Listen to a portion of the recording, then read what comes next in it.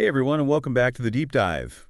Today we're diving into a pretty crucial topic, and that is extreme weather and climate change. Oh, yeah, a big one. It is, and I think everyone's kind of feeling these effects now Hmm. more and more, and we're seeing it more and more in the news. So we thought we'd take a really deep look into it, and we've got a really awesome source to help us do just that. It's a NASA article titled "Extreme Weather and Climate Change." So Yeah, we're going right to the source here, the folks who are watching the absolutely. planet from space. Yeah, and I mean, they're really not mincing words. NASA's message is really, really clear. Climate change is making extreme weather worse all across the globe. We're not just talking about like a little extra heat in the summer here. We're talking like scorching heat waves. Oh, yeah. And not just on the land, but in the ocean too. Oh, wow. It's impacting everything. And these events, I mean, Yeah. they're not just happening more often, they're getting stronger too.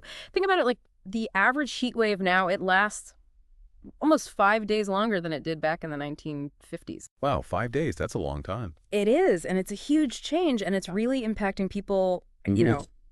their health infrastructure. Yeah, absolutely. It's a big deal. Yeah, I mean, 5 extra days of like sweltering heat. That's not something to take lightly. And I mean, it's not just the heat waves, right? Right. The article also talks about like those massive downpours Mm. that cause these crazy floods. I mean, Yeah. I saw on the news the other day a whole town was practically underwater because they got like record rainfall. Yeah, exactly. And that's the thing. It's the whole spectrum of extreme weather, you know? Yeah. You got the droughts that just wipe out agriculture. You've got those raging wildfires that are just Yeah. consuming huge amounts of the land. And then the hurricanes Yeah. that leave these floods everywhere. All of these things are happening more often. And when they do hit, Yeah. they hit a lot harder than they used to. Yeah. It's like we kind of mess with the planet's thermostat a little too much. Yeah. And now we're getting Yeah. the consequences. So, I mean, where do we fit into all of this? Hmm. I mean, are we really the ones responsible for these changes? Well, I mean, NASA's pretty clear on that, too. Human activities, especially since the Industrial Revolution, have really ramped up the amount of greenhouse gases in the atmosphere. Right? Think of it like this. We've been burning fossil fuels like crazy. Coal, oil, you name it. And all that burning, it releases carbon dioxide, methane. Mm. All these greenhouse gases, and they just build up in the atmosphere. It's like we've Yeah. wrapped the planet in this thick blanket that traps heat, and it causes the Earth to warm up. Okay, so we're pumping out these greenhouse gases, the planet's heating up. Mm-hmm. But how does a warmer planet actually lead to all this crazy weather? Well, it's a pretty interesting chain reaction, actually. As the temperature rises both in the air and in the oceans, it messes with the water cycle. Warmer air can hold more moisture, so when it rains, it really pours. Mm. But then on the other hand, warmer temperatures also make water evaporate faster, which makes droughts worse. Dry areas just get even drier. It's like this domino effect. Yeah. And I'm guessing the melting glaciers and ice sheets, Mhm. which are also caused by rising temperatures, play a role too. Oh, absolutely. When that ice melts, it adds to the rising sea levels, which makes coastal areas way more vulnerable to flooding during hurricanes and storms. It's all connected. It is. So we've got this web of impacts, all stemming from a warming planet. But what is NASA doing to help us understand all of this? I mean, are they just watching it all happen? Oh, no, definitely not. They're playing a big part in monitoring and responding to this extreme weather. They have all these satellites up in space constantly gathering data. Oh, wow. And this data gives us really valuable insights into how climate change is affecting the planet. Scientists can track changes in weather patterns, ice cover, sea levels, all sorts of things. It's like having these eyes in the sky that are constantly checking up on the Earth. That's incredible. But with all this talk about climate change and extreme weather, I'm curious, how do scientists actually prove that there's a connection? It's not like they can just do an experiment on the whole planet, right? Yeah, right. It's definitely not a simple lab experiment. They use a combination of things. Climate models, which are basically super sophisticated simulations of the Earth's climate, and real-world observations to put the pieces together. So they're comparing what's happening now to what happened in the past. Exactly. They're looking for patterns and trends that go beyond what you'd expect from natural variations in the weather. They analyze all sorts of historical weather records. Some of them go back as far as the 1800s to see how the frequency and intensity of extreme events have changed over time. For example, by looking at data from the past 70 years, they can see a clear trend of increasing heat wave frequency and duration. So it's like this big detective story where they're piecing together clues from the past and present to figure out how climate change is affecting extreme weather. That's a great way to put it. And the evidence is pretty convincing. But, we've been talking for a while now. Maybe we should take a quick break and then we can come back. and really dive into the science behind this connection and how those climate models actually work. Sounds good to me. Okay, so before we went to a break, we were talking about how scientists are like connecting those dots between climate change and extreme weather. Right. And it's one thing to say that these events are getting worse, Hmm. but I'm really interested in like the actual evidence. Hmm.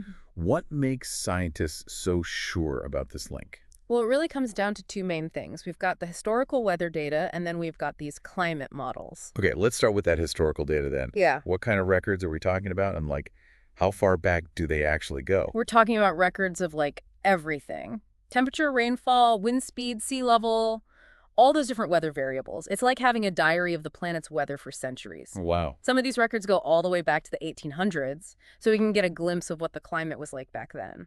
But to really dig deep and do some serious analysis, we mainly use records from the 1950s onward. That's when weather monitoring technology really took off. So scientists are basically comparing what's happening now to what happened like decades ago Hmm. to see if there's been a real shift. Yeah, exactly. It's like looking for clues in the planet's weather diary to see how its behavior has changed over time. That's a great way to put it. They're looking for trends that go beyond what you'd expect just from natural ups and downs. For example, if they see a steady increase in like the number and intensity of heat waves, over the past 70 years, that's a pretty big red flag. It suggests that something more than just natural variation is going on. And that's where those climate models come in, Yeah, to help figure out if those changes are actually due to human-caused climate change. exactly. So how do those models actually work? Well, climate models are like these incredibly complex virtual versions of the Earth's climate system. They take into account so many factors, from the stuff in the atmosphere and ocean currents to solar radiation. They even factor in things like deforestation.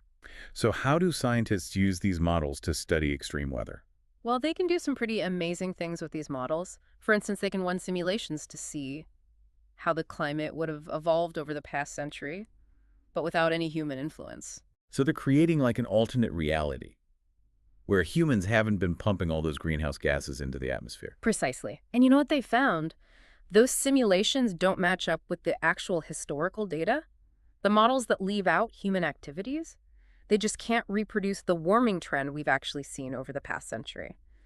But when they add in the effects of greenhouse gas emissions from us, suddenly the models and the real-world data line up much more closely. Wow, that's pretty convincing. It It is. really shows that we can't just blame natural factors for the warming we're experiencing. Right. And these models aren't just for looking back. They're also really important for looking ahead. Scientists use them to project how extreme weather might change in the future under different scenarios of greenhouse gas emissions. So it's like we have this crystal ball that can show us the potential consequences Yeah. of our actions or inactions on the climate. Yeah, that's a great way to put it. And speaking of looking ahead, that's where NASA's Earth System Observatory comes in. We talked about it a little bit before, but it's worth digging a bit deeper. Yeah, tell me more. What is this Earth System Observatory? And why is it so important for understanding extreme weather? Okay, so picture this, a whole suite of 3 super advanced satellites launching into space starting in 2027. These satellites are going to give us the most complete and detailed look at Earth's climate system that we've ever had. It's like going from a regular old TV to like a massive ultra high definition 8K screen. Okay, so more detail, more precision, more data, but how is that going to help us understand extreme weather events? These satellites, they're going to have all these cutting edge instruments that can measure a whole bunch of things related to climate change and extreme weather. They'll be able to track stuff like atmospheric temperature and humidity, ocean surface winds and currents, ice sheet thickness and movement. They can even see changes in vegetation. So they're not just looking at the atmosphere, they're looking at like the whole interconnected system. Exactly. And that's so important because, as we've been talking about, extreme weather isn't just about one isolated event. It's about how all these different parts of the planet interact with each other. The atmosphere, the oceans, the land, and even the cryosphere. That's the frozen parts of the Earth. So it's like having this whole team of high-tech detectives constantly watching all the different players in this big climate drama. That's a great analogy. And all this data isn't just going to sit in some archive. It's going to be used to make weather forecasts better, help us prepare for disasters, and work on ways to slow down climate change. The more we know about how all these pieces fit together, the better equipped we'll be to deal with the challenges of a changing climate. But there's even more to it than that. There's another really interesting side to this Earth System Observatory that we can talk about in just a bit. Okay, so we're back, and we've covered a lot of ground in this deep dive into extreme weather and climate change. What? We've talked about the clear link between what we humans are doing and the planet warming up. We've explored how scientists are using all this data and models to really confirm that connection. And we even got a sneak peek at what NASA's doing with their new Earth System Observatory. Yeah, it's been quite a journey. It really has. But before we wrap up, I think it's super important to kind of bring this conversation a little closer to home. Absolutely. Because, climate change, it's not just some abstract idea out there. Mm-hmm. It's affecting real people and real communities right now, all over the world. Right. So here's something for you all to think about. Have you noticed any changes in your area, like with extreme weather events? Yeah, I mean, think about it. Have you seen more intense heat waves Mm-hmm. or longer periods of drought, maybe heavier rainfall or more flooding? Maybe even the seasons feel different, Yeah, where you're seeing changes in the plants and animals around you. Now that you mention it, I've definitely noticed that the summers seem to be getting hotter and longer where I live. Like just last summer, we had this crazy heat waves that went on for weeks. Wow. It really made me start thinking about what these rising temperatures are doing to my community. Yeah, and those changes might seem subtle at first, Mm-hmm. but they're all part of this bigger picture of climate change. And it's a picture that connects all of us. Even if you haven't personally been through some major weather disaster, you're still feeling the impact in some way. That's true. I mean, things like food prices, water availability, energy costs, even migration patterns, all that is affected by extreme weather events. And as we've been talking about, those events are getting more frequent and more intense Mm. because of climate change. It all ties back to that. Yeah, it's all connected. And it really shows how important it is for us to work together on this.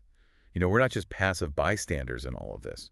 We can actually make a difference. Exactly. So what can people do? What kind of actions, big or small, can we take to tackle this challenge? Well, there's so many things. Maybe you start reducing your carbon footprint by taking public transport more, or biking or walking instead of driving. You could try to conserve energy at home by using more energy-efficient appliances or switching to renewable energy. Yeah, and maybe you even get involved with some local environmental groups Yeah. or start advocating for policies that are better for the climate. Yeah, or even just talking to people about it, spreading awareness about how urgent this issue really is. Right, every little bit helps. It really does. Every action, every voice that speaks up, Mm. it all contributes to building a better future, a future that's more sustainable and more resilient. I completely agree. Well, we've covered a ton of information today, but this is really just the starting point. We've got some links to more resources in the show notes, so definitely check those out if you want to learn more. Yeah, and as you keep learning, just remember that knowledge is power. Understanding the science behind climate change helps all of us make smarter choices and push for real change, so we can create a better future for ourselves and for the generations to come. That's a great point. Well, thanks for joining us on the Deep Dive. We'll see you next time.